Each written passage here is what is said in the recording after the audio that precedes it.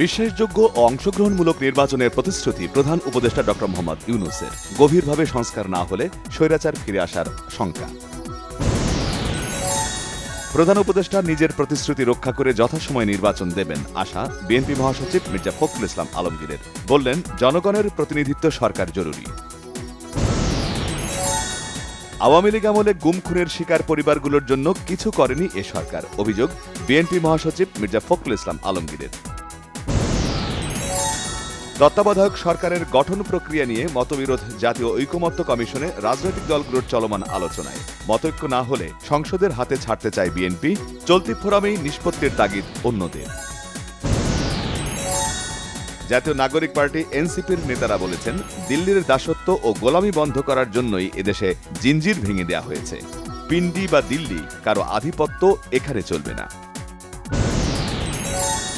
আইন উপদেষ্টা ড. আসিফ নজরুল বলেছেন, জুলাই আগস্ট গণহত্যার বিচার নিয়ে হতাশ হবার কিছু নেই।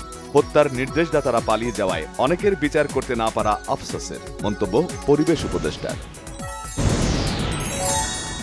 আবু সাইদ হত্যা মামলায় ৩০ আসামির বিরুদ্ধে অভিযোগ গঠনের শুনানি বুধবার পর্যন্ত মুলতবি আন্তর্জাতিক অপরাধ ট্রাইব্যুনাল ২-এ।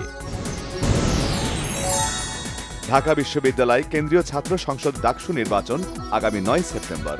বিকেলে তফসিল ঘোষণা করেছে এ নির্বাচনের দায়িত্বপ্রাপ্ত কমিশন।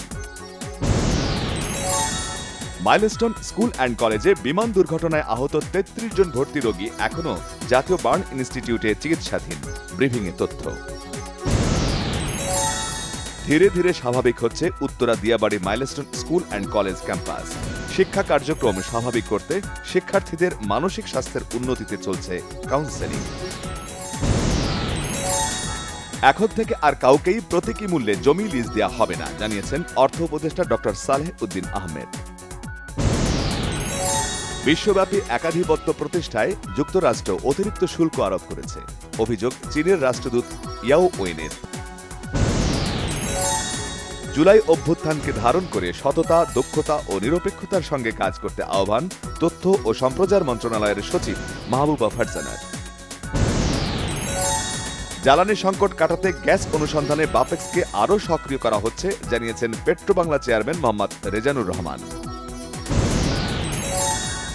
ছাত্র রাজনীতি বন্ধের দাবি নিয়ে সংঘর্ষের ঘটনায় ৫ মাস বন্ধ থাকার পর খুলেছে খুলনা প্রকৌশল ও প্রযুক্তি বিশ্ববিদ্যালয় কুয়েট। যুক্তরাষ্ট্রের ২ জায়গায় বন্দুকধারীর গুলিতে বাংলাদেশি বংশোদ্ভূত পুলিশ কর্মকর্তা সহ ৭ জন নিহত। ২০২৬ নারী এশিয়ান কাপ ফুটবলের ড্র অনুষ্ঠিত। বি গ্রুপে খেলবে বাংলাদেশ। আগামী বছর ১ মার্চ শুরু হবে এ টুর্নামেন্ট। ঘরের মাঠে হোয়াইট ওয়াশ ওয়েস্ট ইন্ডিজ। সিরিজের ৫ম টি-২০তেও জিতল অস্ট্রেলিয়া।